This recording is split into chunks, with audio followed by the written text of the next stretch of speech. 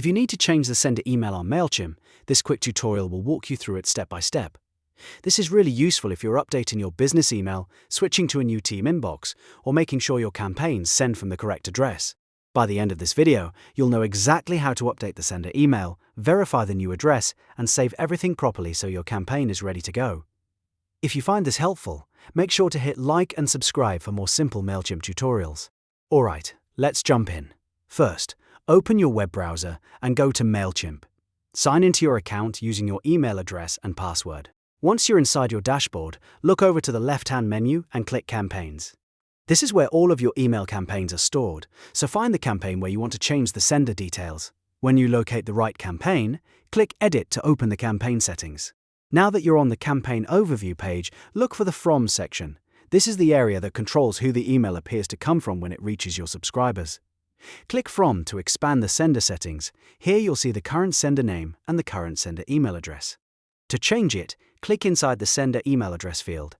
Delete the existing email address and carefully type in the new email address you want to use for sending this campaign. Make sure there are no spelling mistakes, because even a small typo can stop the verification process or cause delivery issues later on.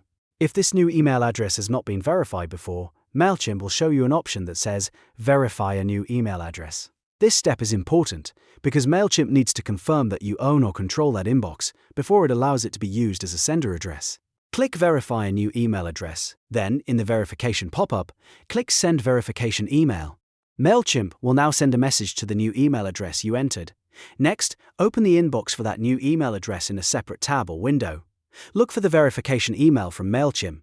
If you don't see it right away, check your spam, promotions, or junk folder just in case it landed there. Open the email and copy the verification code provided inside. Then return to MailChimp, paste the code into the verification field, and click Verify. Once the code is accepted, MailChimp will confirm that the address has been verified successfully. At that point, your new email address becomes available as a sender option for your campaign.